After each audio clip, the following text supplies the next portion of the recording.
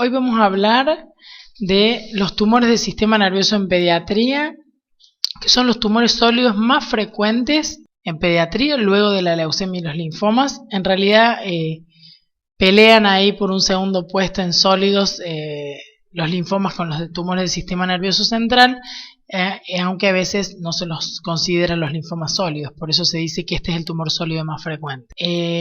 Esta frase me pareció interesante, que es de 1939, y que dice que el primer paso para el diagnóstico de un tumor cerebral infantil es sospechar su existencia.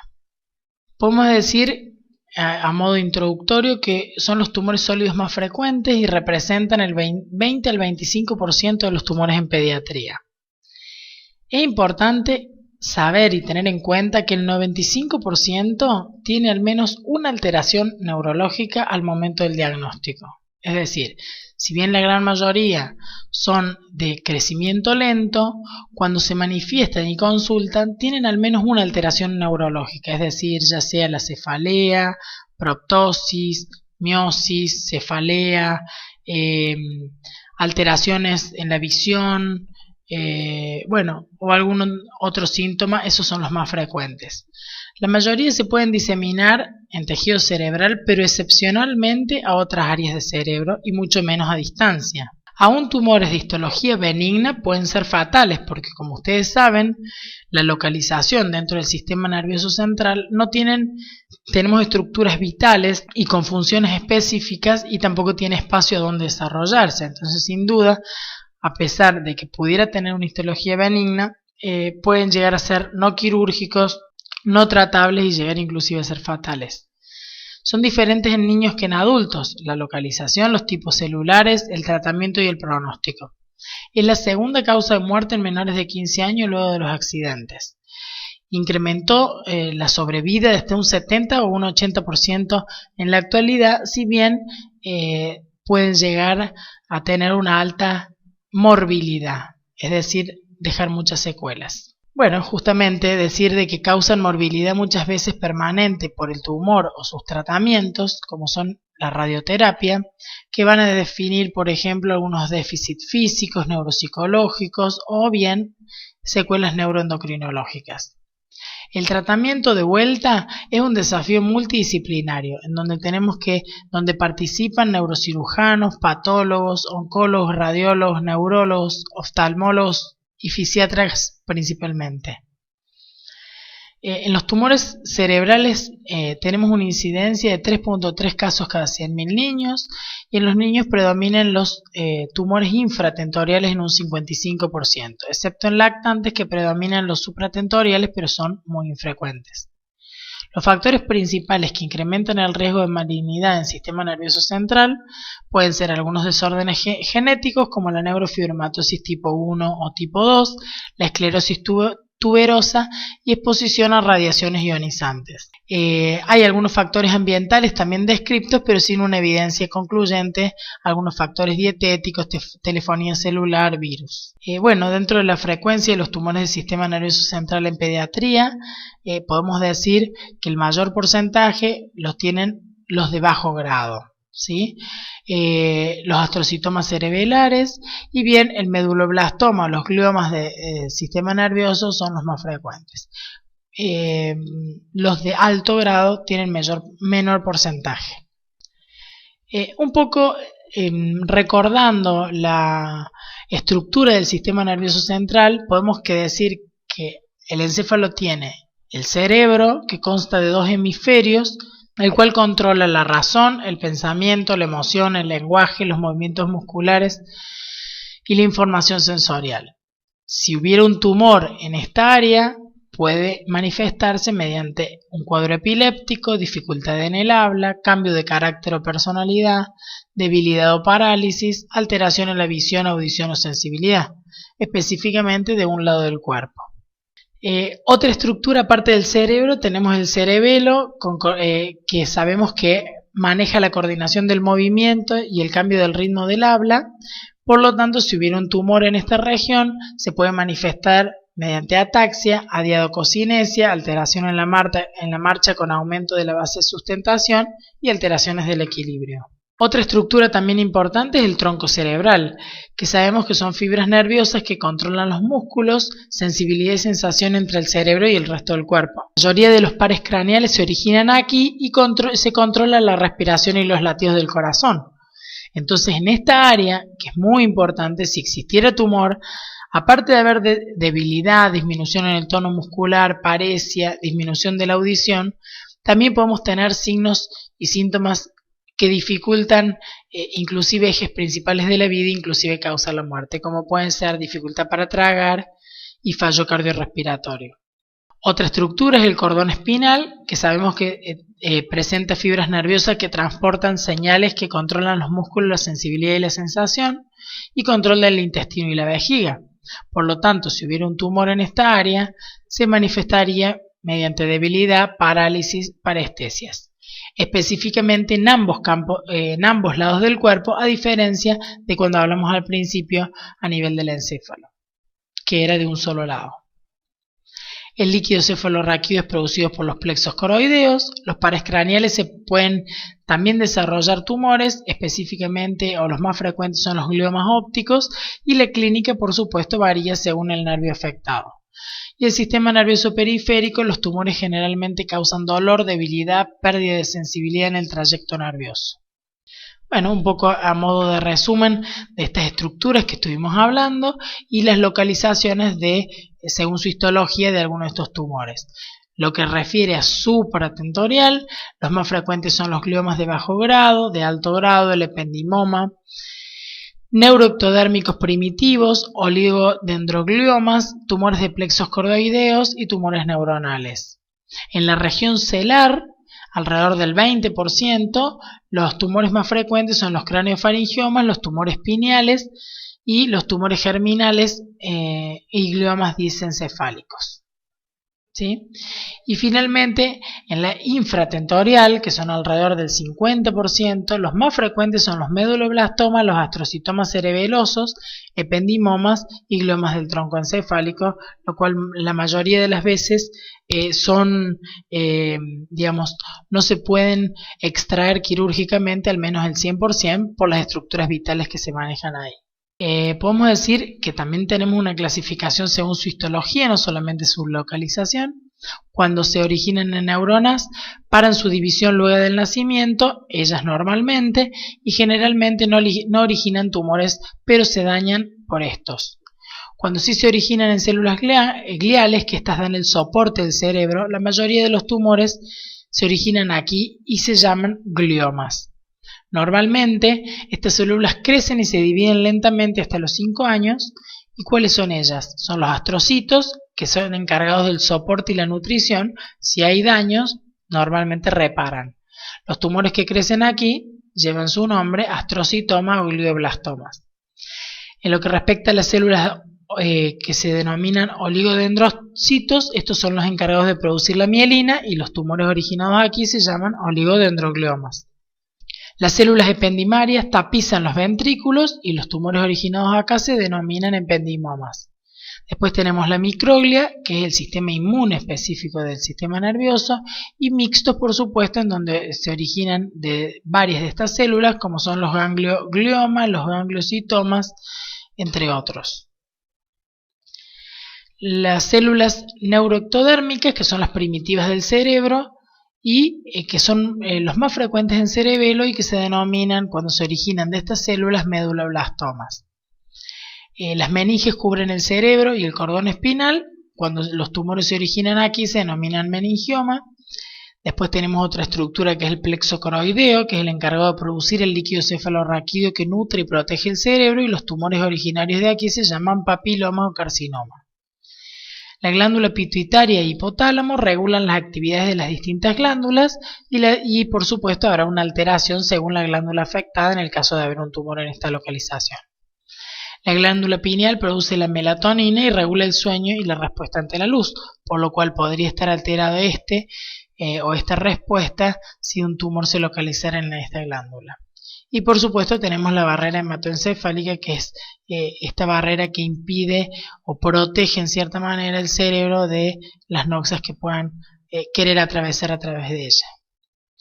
Bueno, los gliomas estos son los más frecuentes y son los tumores sólidos del sistema nervioso más frecuentes que dijimos, con las distintas localizaciones y llevan su nombre según el origen de la célula que los origina.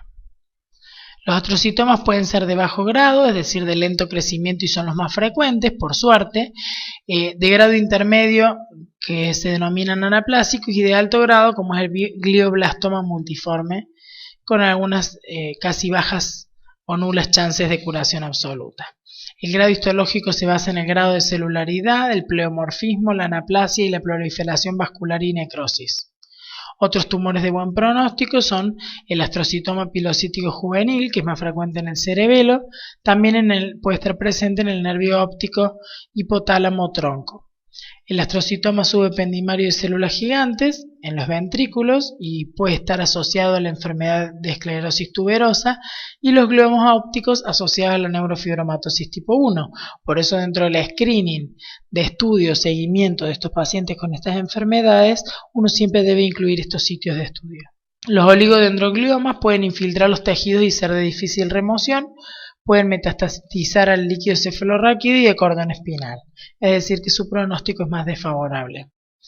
Los ependimomas representan un porcentaje bajo, pueden variar de bajo a alto grado, en los que se denominaría anaplásicos. Pueden obstruir la circulación del líquido cefalorraquídeo, por lo tanto, producir una hidrocefalia, y no infiltran generalmente tejidos con una resección completa habitualmente posible. Los tumores gliales mixtos, bueno, algunos de estos son los ejemplos.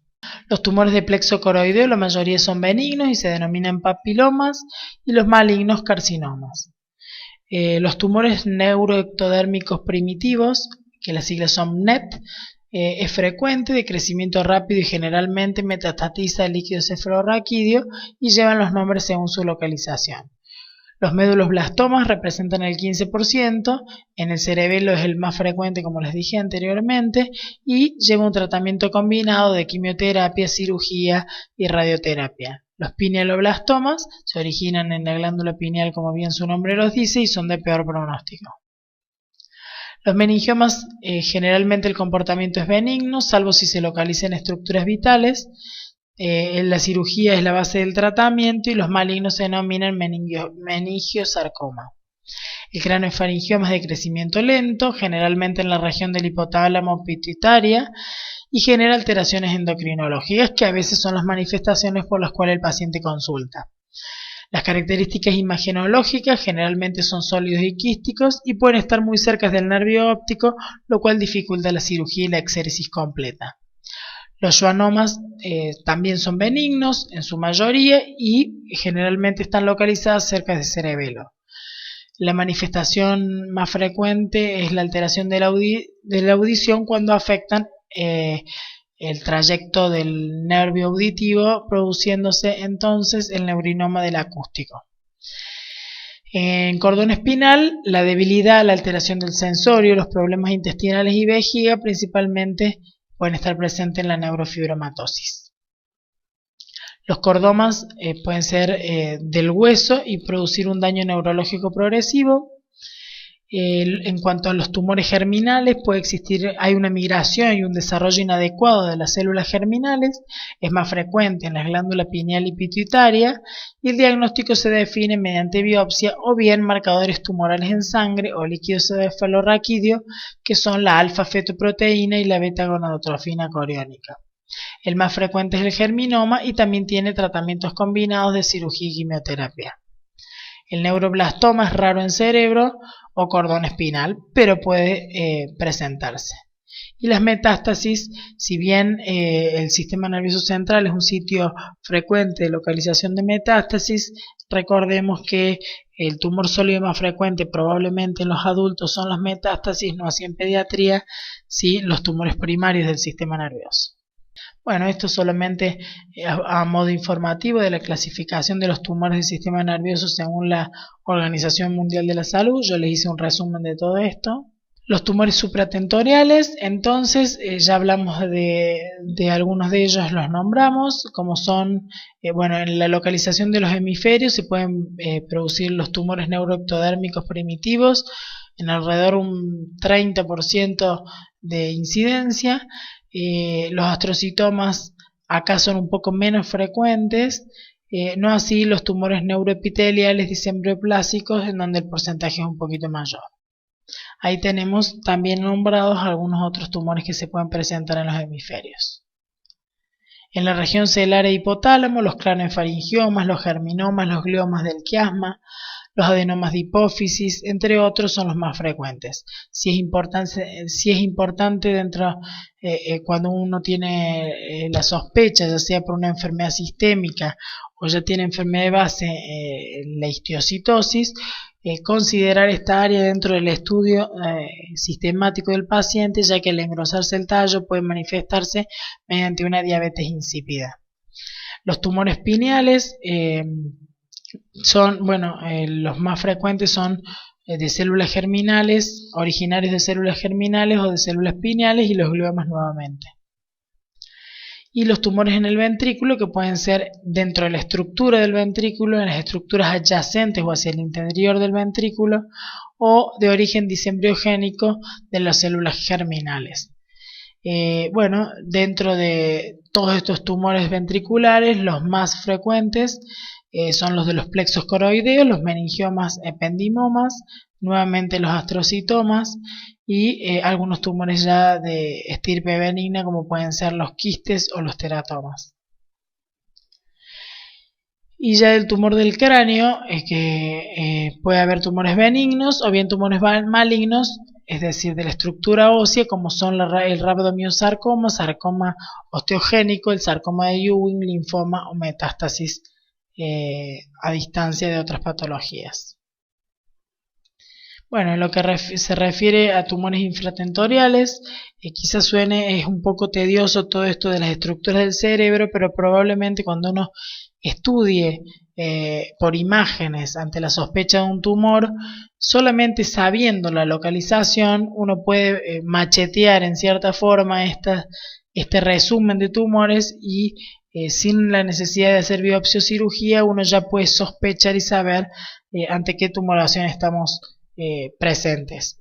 En los infratentoriales, los tumores de fosa posteriores o de cerebelo son los más importantes y frecuentes. Dijimos que el meduloblastoma y algunos otros astrocitomas son de mayor importancia. Y seguimos con los gliomas dentro de los más importantes y algunos otros que verán a continuación, dependiendo por supuesto del origen histológico y la localización. No existe un signo clínico patognomónico para el diagnóstico de un tumor del sistema nervioso central. Sí, los signos y síntomas pueden resultar de la infiltración directa del tumor o como consecuencia de obstrucción de la circulación del líquido cefalorraquídeo, es decir, de hidrocefalia. Los signos y síntomas dependen de ¿qué? De la edad. En los más pequeños es insidioso, inespecífico, cambios de carácter, personalidad, irritabilidad. Por supuesto, depende también de la localización del tumor. Como dijimos, depende del área afectada, la manifestación que va a tener, y de la presencia o no de hipertensión endocraniana. Los síntomas en el primer año de los tumores del sistema nervioso central predomina ampliamente la hipertensión endocraniana, con un 41% de presencia en los tumores de estas características. Luego sigue la epilepsia, los vómitos, afectación de pares craneales, alteración de la conciencia, anorexia, exoftalmo o síntomas piramidales en menor frecuencia. Los tumores más frecuentes en esta edad son los astrocistomas, los tumores de plexo, los meduloblastomas y los ependimomas. La hipertensión endocraniana, que es un signo guión en esta patología, inicialmente puede ser insidioso, no específico y sin localización. En la edad escolar declina el rendimiento escolar, aparece la fatiga, cambios de personalidad y cefaleas intermitentes inespecíficas, y más tarde pueden aparecer las cefaleas matutinas, por eso hay que indagarlas a la característica específica de la cefalea, porque no tienen características migrañosas, y también pueden aparecer los vómitos, la somnolencia y el papiledema. La cefalea específicamente despierta de noche o está presente al caminar en la mañana y luego va decreciendo a lo largo del día. Incrementa con el decúbito al aumentar la presión intracraniana y cede con los vómitos, matutinos o nocturnos con o sin mareo. Más adelante esta cefalea obviamente se hace más intensa en severidad y frecuencia y exacerba con la valsalva. Es decir, que estas características de la cefalea uno debe tenerlas en cuenta cuando el paciente consulta por exclusivamente este síntoma. A los 6 meses de inicio de cefalea, cerca del 100% de los niños presenta signos neurológicos, como dijimos, al menos uno de ellos: papiledema, estrabismo, ataxia, debilidad o simplemente la cefalea o algún otro síntoma. El papiledema, si está ausente, no excluye que haya presencia de hipertensión endocraniana. Recordar que la hipertensión en niños pequeños se puede manifestar mediante la irritabilidad, la anorexia, el fallo de crecimiento, el retraso del desarrollo mental o regresión, la macrocefalia, la separación de las suturas craneales, la fontanela bombada y la parálisis del sexto par aislada. No es frecuente en la edad de la lactancia los tumores del sistema nervioso. El síndrome de Parinau está asociado a alteraciones oftalmológicas como consecuencias de la hipertensión endocraniana, y el síndrome de línea media se denomina cuando hay síntomas de hipertensión endocraniana en ausencia de datos de focalidad, específicamente en tumores supra- e infratentoriales.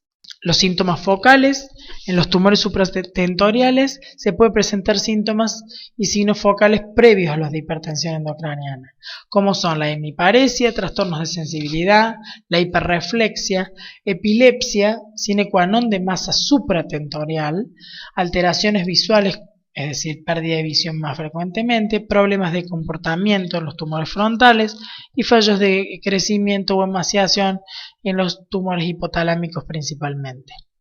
En cambio, en los tumores infratentoriales generalmente es inicial insidioso, donde hay torpeza, desmejora en la escritura, hay dificultad para correr, el diálogo es lento y pausado.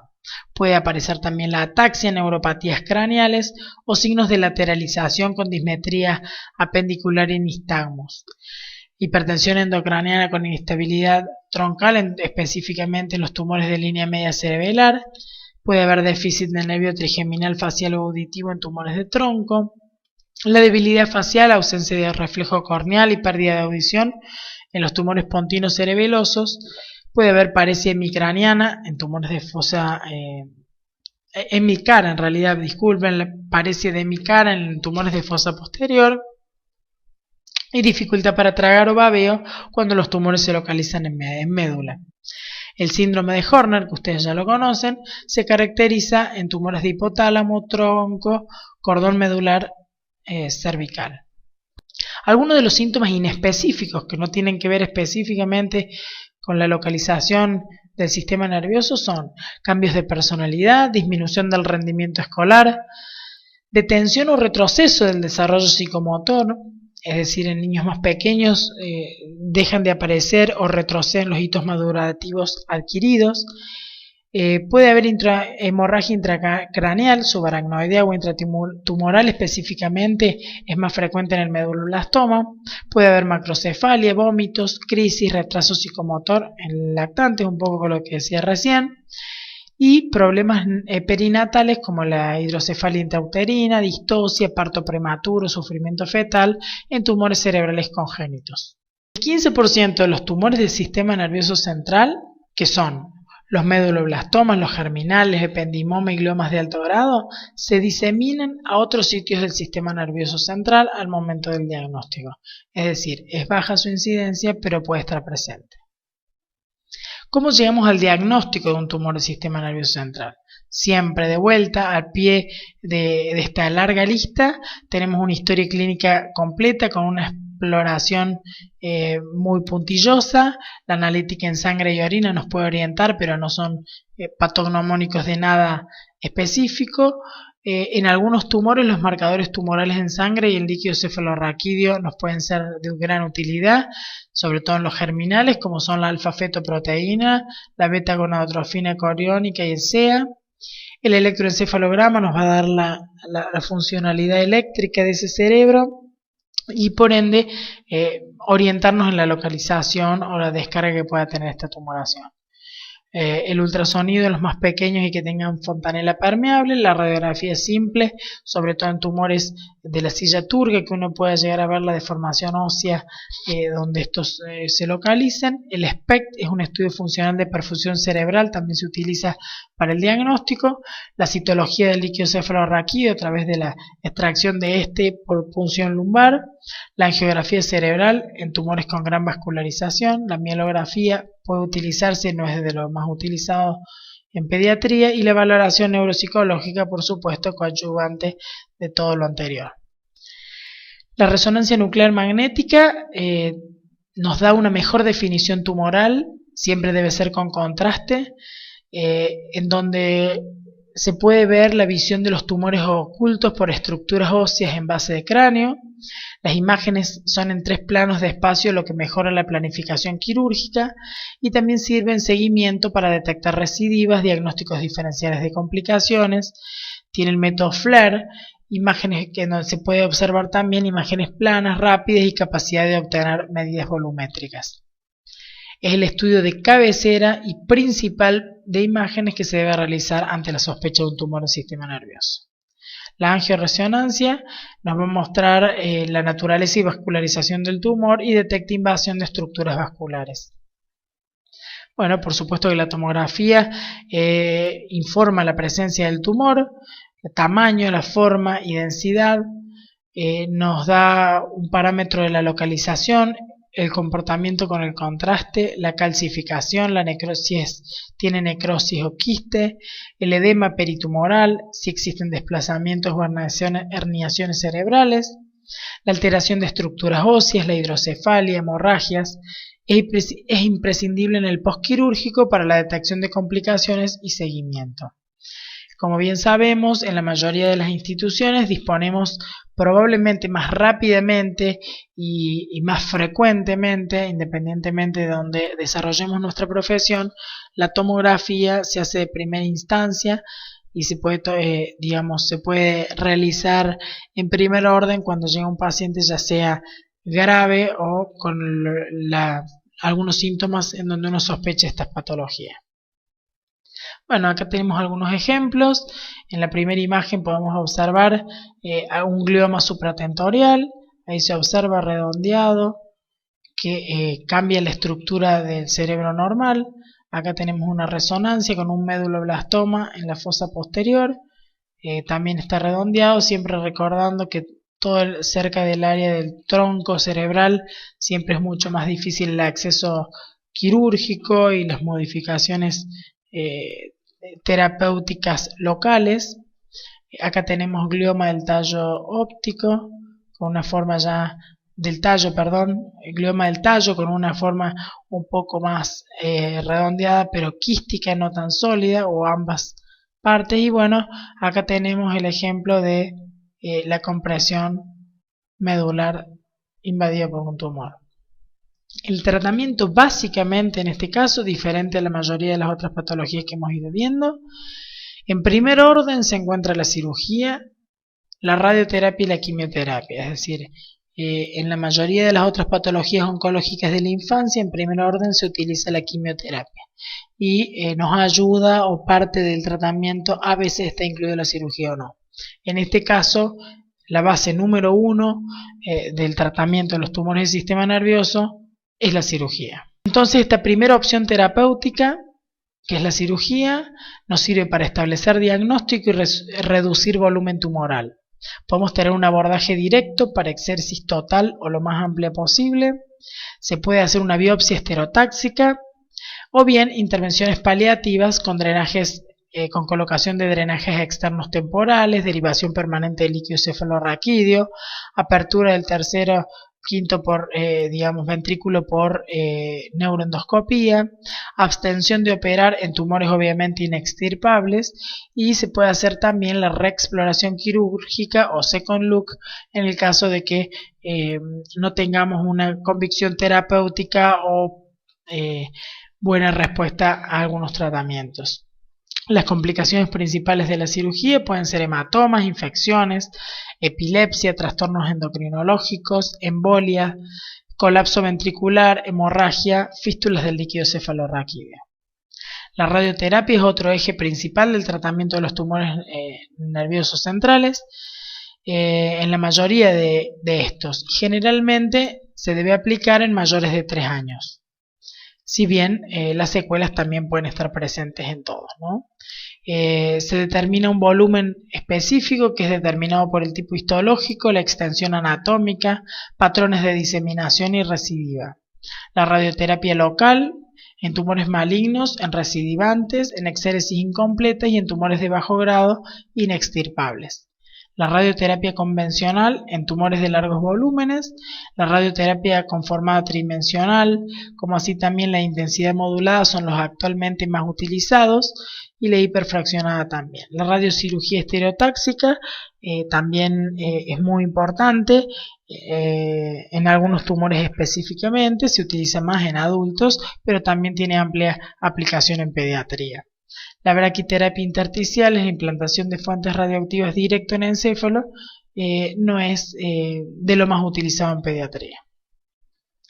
Y la quimioterapia puede seguir a la radioterapia o a la cirugía o precederla. Otorga beneficios específicamente en el postquirúrgico por ruptura de la barrera hematoencefálica y es más eficaz antes que la radioterapia produzca cambios vasculares que impidan el paso de las drogas, y la toxicidad es menor. Muchas veces se la utiliza para achicar los tumores, lo cual va a facilitar posiblemente a la intervención quirúrgica que deba ser necesaria por el especialista.